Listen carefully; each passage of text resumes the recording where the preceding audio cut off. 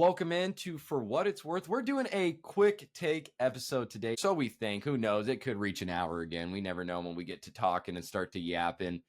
It leads one way, goes the other.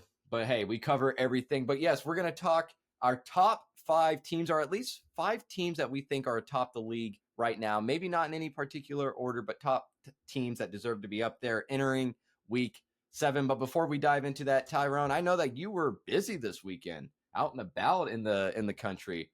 How was your weekend? Pretty good. I drove the longest I've ever drove. I drove 8 hours. Dang. Me and Tess went to Colorado Springs. That was pretty nice. I climbed a mountain. That was pretty cool. Okay, I'll do yeah. it again. I would say I was surprised on the lack of guidelines. Like you could get up there and fall off the mountain. Like for real. Tess was standing on rocks and stuff. I'm like, stop. I cannot save you. I'm not Superman. I promise you. I want to save you. I can keep you away from a lot of things, but we're so high in the air that I'm nervous. I am legitimately nervous. So I kept telling her, stop touching stuff.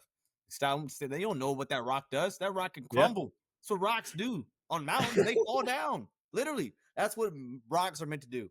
But it was wonderful. It was a great time. I had a good time. I hit a pole with my car, so that was not Jeez, man. Jeez. I know. Well, not like my brightest moment, but we move. Yeah. We make mistakes, and we just we move Did you on. back into it? No. So like, well, we pulled over and I did get gas. Yeah. And I just put into this gas station, just like I need gas, not about to run out, but just get gas under 100 miles. And like the way it was designed, like this is like the gas station. How there's like only 2 pumps. And those ones are like this to the pump. Theirs are on the side like this. So you just pull in and like this is the left to you is the gas station, and to the right is your pump. So you don't really have that much wiggle room. And there's like those pillar things, the pillars. Yep. I can't see it. Like your car is kind of similar to mine. It's not super high up, but if something is small, you will not see it. You won't. I couldn't reverse because I would have went into traffic. I guess I could have if I was an elite driver, not some NASCAR type. Apparently, I'm not. I suck. So I'm all right. Fill my gas up, and I'm all right. I can't go forward either because like there's like a shed. I was in the middle of Kansas. So I'm like, okay, a shed can be there. I don't care. So I was like, the only thing I could do really is go forward and turn right. I went forward. I turned right. As soon as I went like this at all, I heard I'm like, oh my God. Yeah, dude, that's a terrible sound. We drove for like 35 minutes in silence. And she was like, are you still mad? I was like, yeah. Yep. I'm not mad at you, but I am upset. Yes. Yeah. Anytime something happens to the car, because that's never cheap. That's never cheap. I was looking at stuff today, talking to my mom and stuff, talking to people, like what I should do. I'm like, you know what? I might buy a door off eBay. I'm dead serious. I'm like, this is kind of a steal. Yeah, hey, just get yourself an electric scooter, man. Tesla's like, how does it match the color of your car? I might ride with a yellow door. I do not care. I don't want to get it fixed. It's the passenger door that's messed up. I sit in the driver's seat. Yeah, you're fine. You can get in easily. That's hilarious. Well, I'm glad you got back here safe, man. That's all that really matters. And yeah, dude, I don't know if you've ever been to the Grand Canyon, but you walk that. There's like there's some rails here and there, but you get into it. You can just jump over the ledge if you really want. It's crazy, man. It's crazy. They're like, watch out for bears. I'm like, bears? Yep, bears and like coyotes and scary stuff, man. I'll tell you what else is kind of scary. Some of these teams that I have in my top 5, because the beginning of the year, if you told me, hey, so-and-so is going to be in your top 5, I'd be like, you're smoking something good, and I want a little bit of it. But here we are. We're entering week 7. We're about halfway through. Not quite, but we're getting there. So I thought it'd be fun just to go over what we have right now as our top 5 teams. Now, of course, I'm sure you have the same kind of thinking here that this is a very fluid thing. It's going to change. What I have now is my top 5. I doubt is going to be my top 5 at the end of the year because I don't think some of these people are going to hold up throughout the year. But we'll see. So, Ty, should we start at the bottom with 5 and just work our way up, or just start naming teams that we think could be in a top 5? Let's just start teams. Still, there are teams out there. All right, go ahead. Give me a team that you have in your top 5, and I'll see if it's in my top 5 as well, and we'll start there. So something that I did think about and something I heard listening, I would, give this person credit, but somebody said in order to be one of the best teams, you got to be the best at something. And the Broncos have the best defense, so they have to be the top 5. The Okay. second nearest team to them in sacks has 20. The Broncos have 30 sacks. They have 16 in the past 2 games. I don't care what team they're playing, who they're playing against. One of those teams were the Eagles. So I'm assuming they're in consideration for everybody's top 5. 30 sacks on the year is insane. When the second nearest team has 20, that is 10 more sacks just based off their defensive performance alone. I think that should put them in the top 5.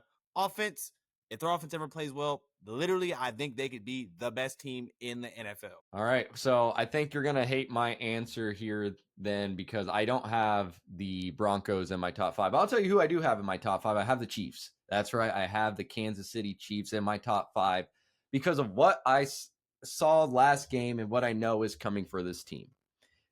Not even looking at the line, you didn't have Simmons in there, and he's dealing with his own personal thing right now. So you throw in Jalen Moore, he held up. So I'm feeling all right with the line. I'm telling you, Patrick Mahomes, no, he should not be leading right now for MVP, but he is playing at an MVP-like caliber, and I think it's only going to keep growing, especially as the seasons go on. He doesn't have to take as much of a role of carrying the team now with Rashee Rice back. I've seen Pacheco get a little more involved in the running game. The defense, I'm fine with. The secondary, I think, is growing. Again, I want to see more from that pass rush. But other than that, when Mahomes is getting like this, Kelsey's kind of looking like his old self too. I'm going with a different team in the AFC West than what you have. I'm not going Broncos as my top 5, which I do respect the Broncos and their defense. I do respect Bo Nix and what he can do. But again, I know what Patrick Mahomes and the Chiefs can do. I've seen it the past 7-8 seasons. Their wins aren't the most against the most impressive teams ever, but I like, and they should have beat Jacksonville too. I'm going to be honest. Butker shouldn't have kicked it out of bounds to give him that. You have Chris Jones basically he says he didn't give up, but he's watching Trevor Lawrence walk in on the last play. That's a game they should have won. Again, I think the Chiefs deserve that 5 spot in my mind, but I do respect what the Broncos have done, especially defensively. Yeah, defensively, they're going crazy. But with the Chiefs, I have like 3 things to say. One, I do have Chiefs fans just really, I know what being a diehard fan means now. Like, I love the Broncos, but I think that it will literally take for, I want to say over 50%, over maybe 70% of Chiefs fans, it will literally take for the team to crash and burn for them not to expect the Chiefs to do something positive. Me, I am not a diehard Chiefs fan. I'm not a Chiefs fan at all, so I do not look at them through that lens. And what you're saying about what they did in the past, that is all true. But to me, I just see a 3-3 team. 2 weeks ago, the Chiefs were back, and then they lost, and now they're back again. That's up and down. That's pretty shaky. That's pretty shaky. So I do understand why Chiefs advocators put them in the top 5, and they'll always be in the top 5. And 2, they lose in the playoffs early, like you said. But me, I'm a person of safety.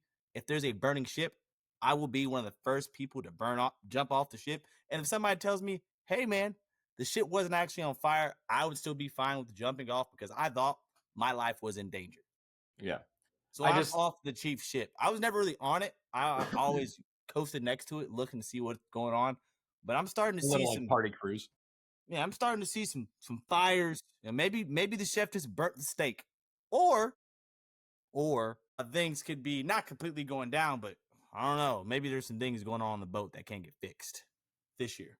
I just think it's more the fact that the mistakes that we were seeing from this Chiefs team early was from your veterans or from players that you wouldn't expect. Travis Kelce not catching some balls, Harrison Butker kicking it out of bounds, missing some field goals, Chris Jones, Trevor Lawrence walk in, not getting Justin Herbert on that. And that's why I think too, yeah, you don't want to see those mistakes at all from your veterans, but that's not going to carry on through the season with them. Now, if these were rookies or young guys making these mistakes constantly and key positions, then yeah, I'd be more worried. Oh, but the fact that these are veterans and key positions, I don't expect them to keep making these mistakes. I think they deserve a top 5 spot. I got a team here that I don't know where to place them in my top 5. I had them at 3, then I moved them down to 4. Then I argued they could be 2.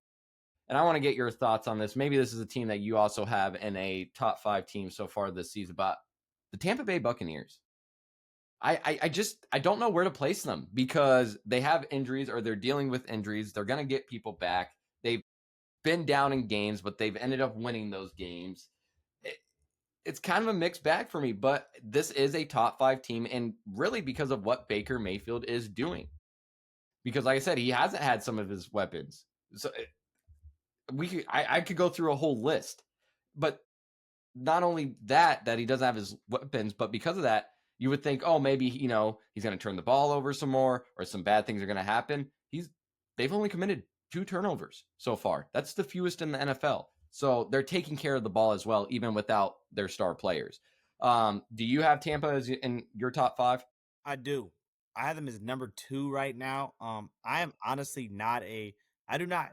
There's players that I've disliked and actively hate watch them, and like I'm not a fan of you. Baker Mayfield is not one of those people. I'm just not a huge Baker supporter. I feel like people love him. I don't love Baker. I just think he's just cool, entertaining, and their resume this season has been undeniable. They're 5-1.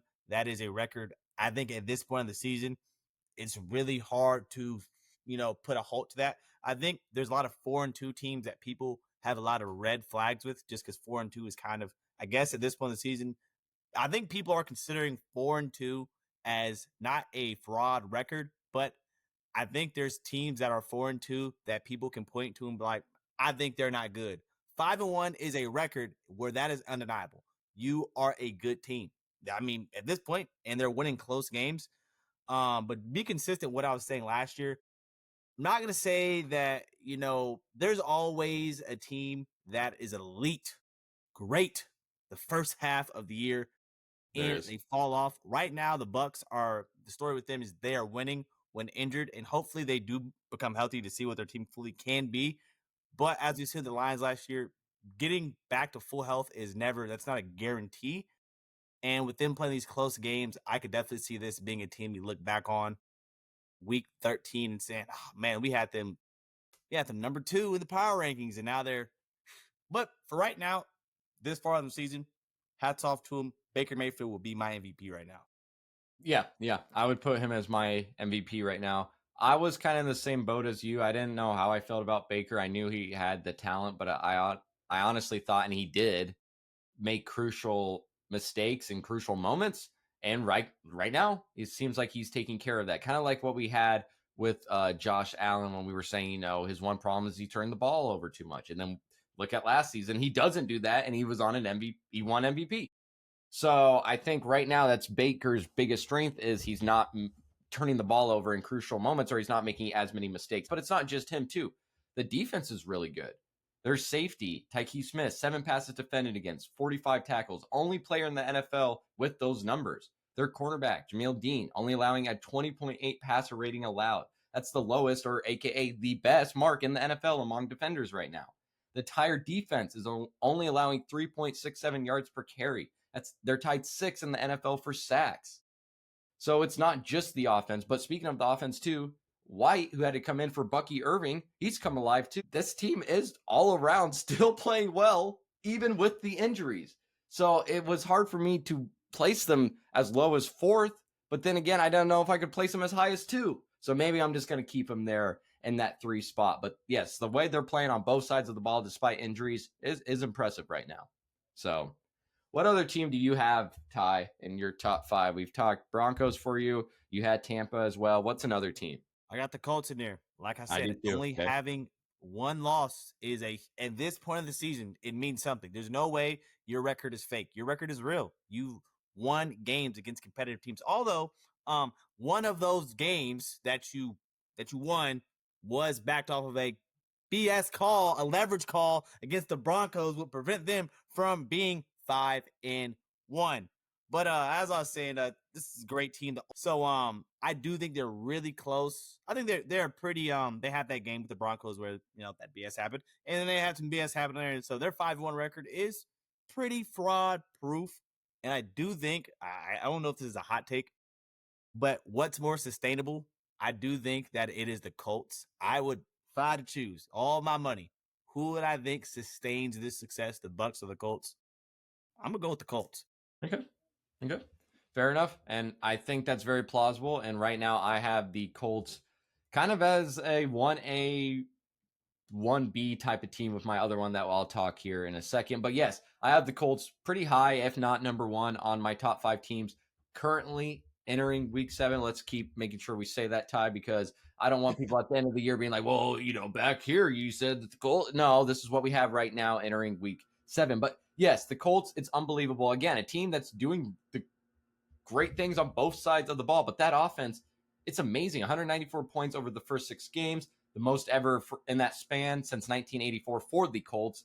And the Colts' 19 combined punts, giveaways, and sacks taken is not just the fewest in the NFL this season, but it's the lowest total through 6 games of any team in the Super Bowl era. So they're not punting, they're not giving the ball away, they're not taking sacks. They're always seeming to be in the end zone.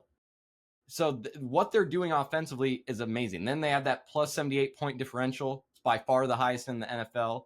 They're second in yards per play, first in success rate, first in scoring and touchdown drive percentages, second on third downs in the league. Jones, he's been playing well. He's not only avoided taking sacks, but he's made plays under pressure. His sack rate is 6.7%, so he's not getting sacked. It's the best in the NFL, even though they are pressuring him. He's been sacked just 5 times in 6 games. Broncos, hey, your Broncos only got him once. Yeah. So he's keeping plays alive. There's so many teams. Like, man, I wish we played the Colts next week. Like, I'm now at the point of my Broncos fan. Like, this is how I'm like, dang, league's wide open. Like, I feel like I had to. I don't know. I'm not trying to shift this back to the Broncos. Yeah, but I'm dang, the Colts are such a good team, and we lost to them on a 50-yard plus field goal while they're at home. So I am fairly confident in the Broncos. But shout out to the Colts. Yeah, the Colts are great. Daniel Jones, actually I think that he can sustain this the whole way. I think that the Colts have weapons. The weapons that they have on offense, I feel like are underrated. Jonathan Taylor, I feel like we all know he's elite right now. He does not get talked about. I feel like enough. No, he does not. He does not anymore. Maybe the media is done with him. Nah, old news. The rookie tight end, Warren. He's a great tight end. Yeah, it's a great pick. I actually want the Broncos to draft that guy. Pretty good tight end. The receiving room really is not super elite, but they have a bunch of guys that just seem to get the job done. Like Michael Pittman just gets the job done. He's I kind of consider him a poor man's Cortland Sutton. Not as good as him, but he can get the job done. He is not super abundantly elite, but reliable receiver. Downs is pretty solid outside of his drops. Pierce, pretty cool receiver. Like, their offense is pretty solid. Yep. And to the one problem that they were having was their red zone and what they were doing there and converting there. They were 25th, but in the last 2 weeks, they're 10 for 10 in the red zone now. So they went from 25th to 10th. So now and one of those reasons is they're not committing as many penalties either, which is them just maturing through the season. Again, something that is sustainable or a good sign to see that you're not, regressing or you're not still having penalty issues or whatnot. So, and then as you mentioned, just Jonathan Taylor doesn't get talked about enough, and he should, because he's leading the league right now with 603 yards. So, and the defense is 5th in turnovers there. So yes, just a great overall Colts team there. And I think well-deserved to be atop of, I think, both of our lists here. I'm going to go to a team that I think I'm going to put below Tampa right now, but I want to be mad if you threw them above it, and that is the Patriots. Do you have the Patriots in your top 5 as well? No, I don't. I just think I like Drake May and stuff, but legitimately, I'm a fan of the great shift. The great shift is happening in front of our eyes. It is happening. I think, but I do think Drake May, he is balling out. He is definitely balling out. I do think he is getting the I play for the Patriots tax, and everybody wants the Patriots to be super good again. Last time I checked, the Patriots have the same record as the Broncos. Last time I checked, maybe I am mistaking. Maybe it's in my mind that I'm mistaking. But I do think that Bills win that they had was ginormous, and then they beat the Saints. So the Saints win didn't really move me. Bills win moved me as well. But I think that's pretty similar to what the Broncos just did, beat the Eagles. Then we play a weaker team, the Jets. Obviously, we didn't have a terrific performance, but I think fairly comparable resumes. Don't dislike the Patriots. Think they could still win their division. If the Broncos played the Patriots in a playoff game in New England, I would take the Broncos, and I would feel super duper confident that we would have Drake May in a box. Okay, that's fair. Really good team. Not a really good team. Good, promising team. But I'm a fan of good, promising teams. I would hop on the Patriots boat to the future. Like if I hopped off the Chiefs boat, I would look at the Patriots boat and say, it's a pretty nice boat with some pretty astute young boat drivers that know how to handle this boat. Getting on that boat. That's hilarious. I will admit, the one thing with this team is their pass defense. It does need to improve, especially if they want to start dreaming big here of playoffs, maybe winning the division, all that. Yeah, your pass defense needs to improve. I'm not gonna lie there. That's kind of why I have them on the lower end of my top 5 here. They are stingy against the run though, so that helps. But yeah, again, that pass defense not good. 23rd in drop back EPA, 25th in opponent passer rating, 31st in drop back success rate, allowing a league high explosive play rate of 19.8%. That's 15 plus yard plays. So yeah, not good there from their pass defense, but I'll make this short and sweet. But I do need to highlight Drake May and that shift that he's having right now, because it just from week 1 to now, it's unbelievable. He's on a 5-game heater. He's now 3rd in expected points added per dropback, plus 0.33. So that means this offense is adding roughly 0.33 expected points more than an average team. I don't know if that makes sense to you, but if you are stats like I am, it does. That is elite. He's 3rd in completion percentage over expectation. He's so that compares how often a quarterback actually completes passes versus how often they should complete them, just given the situation they're on. 3rd down, how many yards, stuff like that. 6th in drop back success rate and 7th in total QBR. So he's top 10 in all those measurables in the league right now at the quarterback position. One thing you could argue with him early on with Drake May is we're not seeing the deep ball from him. It's a lot of dink and dunks, intermediate stuff. I totally get that. But on Sunday, I think it was finally unlocked. 4 of 5 deep throws for 128 yards, and all 3 touchdowns came off the deep ball. And he's protecting the football in the pocket much better. The ball is staying out of harm's way more often.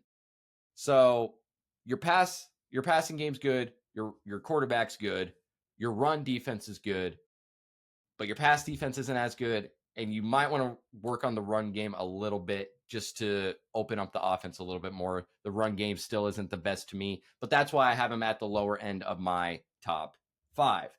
But yeah, I think Drake May, he's having a great season so far, at least. MVP, he's an MVP candidate to me. He has to be. I mean, yeah, top 10 and all those things I just said. So pretty amazing there. So what other team do you have in your top 5? Because you did not have Patriots like I did. I got the Eagles in there. Okay. All right. A lot of people talk about, I hear this all the time. This is like, things that Chiefs fans say all the time, or people that support the Chiefs. Benefit of the doubt. Benefit of the doubt. 7, blah, blah, blah. Well, can't the Eagles get any benefit of the doubt? They just won the Super Bowl. Give them, they at least need to get, I understand they're not, actually, they've been to multiple Super Bowls, multiple years. They won the NFC twice. So I think they deserve some benefit of the doubt. Are they playing bad? Yes. They are, but they deserve the same benefit of the doubt because they still have one on a 4-game win streak, one on 2-game losing streak, still have four wins. And at all these teams in here, I think that the Eagles so far and the Chiefs, we can both say, end of the year, they will 100% still be in these conversations. A lot of these other teams, I couldn't tell you. I do not know. Will the Eagles be the best team in the NFL at that point? Maybe. Will they be the 5th best team? Maybe. Will they be not in the conversation at all? Probably not. If everybody is healthy and things stay the same, they will probably be in this conversation. And I feel like if the Eagles were a stock, their stock has dropped a little too low, and I would buy it. I'm buying up Eagles stock, buying it up. Probably got to shift over and move all of the Lamar stock I still have, and make some room for the Eagle stock that I'm buying up right now. Heck yeah. I think people are confused. Like, oh, they lost to the Broncos. They suck. I'm like, hold on. No, they lost to a good team. Yep. That Giants lost, though. Yeah, that one we could. Giants lost Yeah, in though. the division. Yeah, we could talk about In the that one. division? Yeah. But yeah. No, I'm not mad about that because if I'm gonna stay true to my logic here of Chiefs past success, then I probably should have added the Eagles into my top 5 because of what they did last year. They're still the defending Super Bowl champions. But my biggest worry with them is the drama is here once again with this team. And I get it. They had it last year. They go on, win the Super Bowl. But then you look at the year before that, and they had that down year. Everything was a mess. Stuff went bad quickly. You look at this year, you've now lost 2 in a row. You have everyone complain. You have your receivers complaining still. People are saying that the offense is now predictable. People are saying now that that they figured out how to stop Barkley a little bit in the run game. And the biggest thing is you don't have Kellen Moore anymore as your OC. And I really think he was the genius behind getting that because if you look at, he wasn't there the year before that when they had the turmoil. He was not here this year when they're losing 2 in a row. So that kind of worries me. And that just bumped them out of my top 5. I don't know if this team's going to completely go downhill, completely fall flat.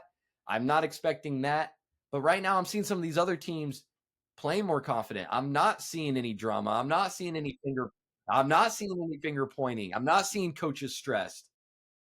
So I had to bump them out of my top 5. But I agree with you in the terms of the fact of what we know of what they can do, who they have on their roster still, what they just did last year. I think it is fair to keep them in the top 5. So I'm not mad that they're in there for you. They're probably on the fringe for me here. Maybe I should have put them over the Chiefs since they beat the Chiefs as well, but I'm going to stick with my Chiefs there at the 5th spot. I think we both have one more. I think we both went over 4. And so I'm intrigued to see here if our last one is the same. I have the Rams as my other team in my top 5. Do you have the Rams in your top 5? I do have the Rams. I was really debating the Packers. Okay, Really yep. debating the Packers, but They're kind of I don't pissing know. me I off, think this dude. 5th spot can go to a lot of teams. I don't It can have the go to a Chiefs lot down. of It can be the teams. Chiefs, the Rams, the Packers. Yep. Any of those teams, I think could fit in there. But I'll just go with the Rams for now. Do like the Rams. Last podcast I was talking about. Yeah, before you jump into that Rams though, Ty, I got to ask you because you were just naming teams that you could throw on that 5th spot, and I was kind of in here too. I should have asked you this after, but did you ever think about throwing the Steelers in there as well? 4-1, I man. just thought about that now, Yeah, but 4-1. I am And they play in a terrible firm division. believer of the Steelers will always win. Yep. 8 to 9 games, maybe 10 at the most. So I am not that high on the Steelers. It doesn't really matter what they do. I don't even want to really watch Steelers games. Steelers, like, It's boring. To be honest, I really don't want to. fun. Like, nothing about the Steelers excites me. Doesn't really bore me. The Aaron Rodgers storyline to me is the most dead, boring, tiring storyline in all the sports. And it seems like all the old people in sports, they love it. They don't only want to talk about Aaron Rodgers. I am cool of any of that. Probably, even if they make the playoffs, whatever team plays them in the first round, they're gonna be ecstatic. I would yes. Yep. We get to play the Steelers and Aaron Rodgers in year 40. Let's go. I feel like that's been them since like 2016. Yes, exactly. Yeah, precisely. They might miss it. They might make it. If they do make it, they're probably gonna lose.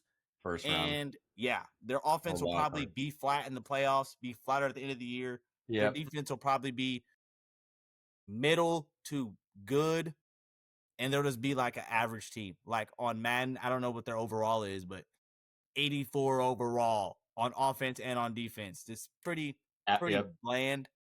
There's positive. I feel like I'm pooping on the stuff. I'm not really. I just know what they are. I just know what the Steelers are. Yeah, I just know what they are. I try to avoid talking about the Steelers. Probably the most I've talked about the Steelers for a while now. Oh, wow. I think this is actually the first time we've actually had any sort of discussion about them. Well, and I was going to say too, because people, are going to probably say, well, how did you not have so-and-so? How did you not have so-and-so? And we get it. There's a lot of teams that could be in that 5th spot, like you just said.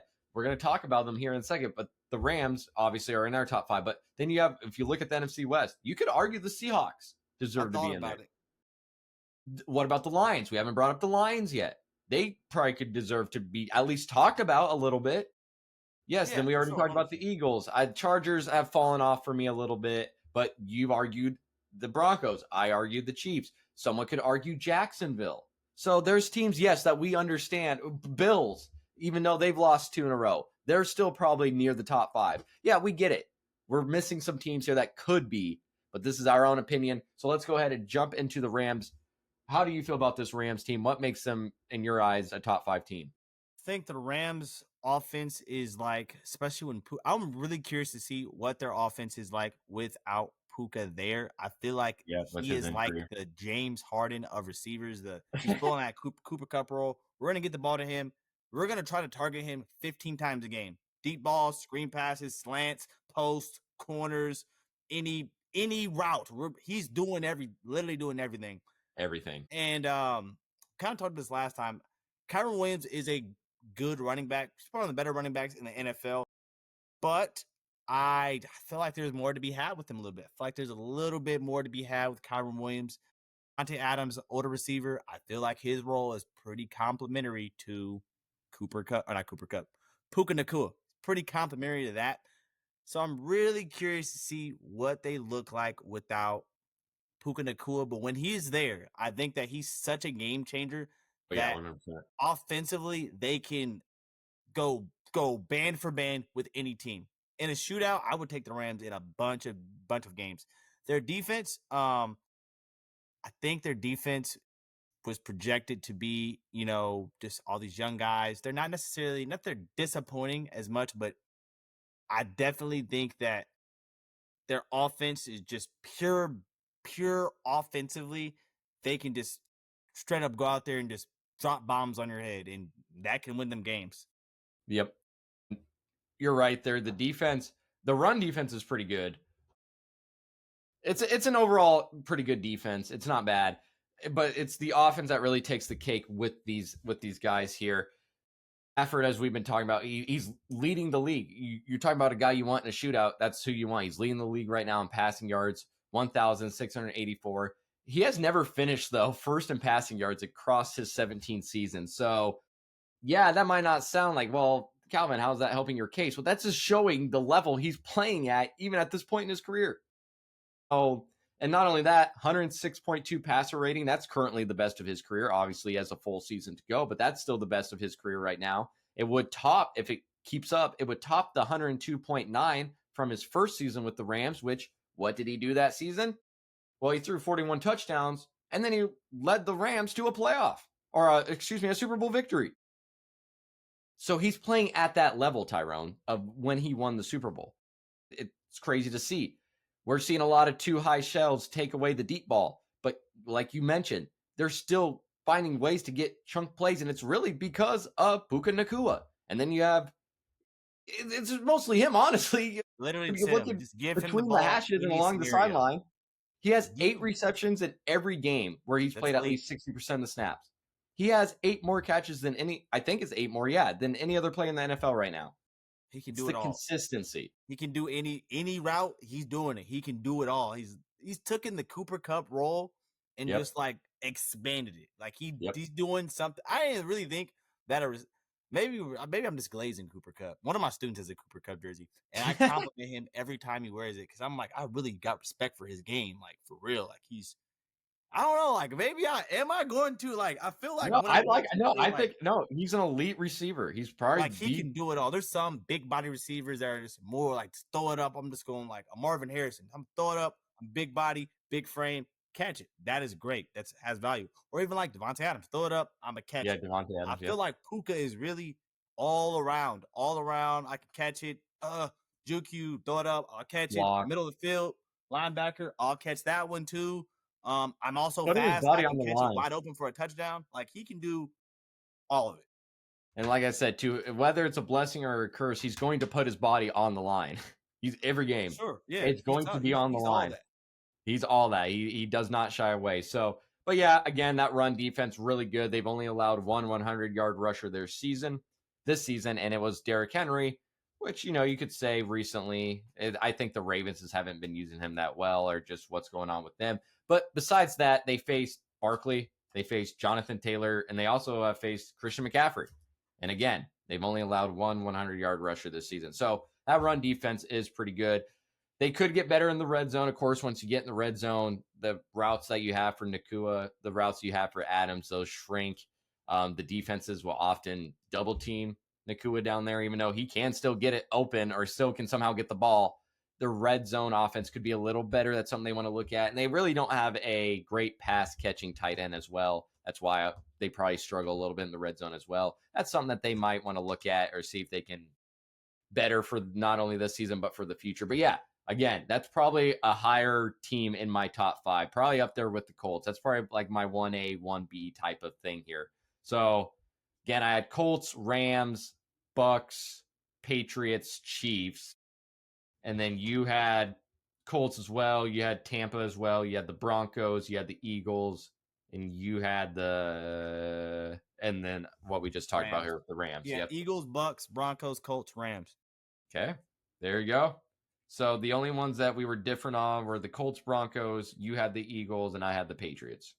Yes. Not bad. All right. We're kind of in the same ballpark there. And I think we kept it under an hour here. We did. Look at that. About under 45 minutes. Let's go. Look at that. That is all that we have today. But, man, we covered a lot. Top 5 teams. As we mentioned, this is just our top 5 teams entering week 7. I'm sure, like I said, is Drake May going to keep this up all season? Or is Josh Allen going to really turn it up and then the Bills are going to take over? You know what I mean? Like, stuff like that's going to change. What is Puka Nacua going to be healthy all season? Is Matthew Stafford going to be healthy all season?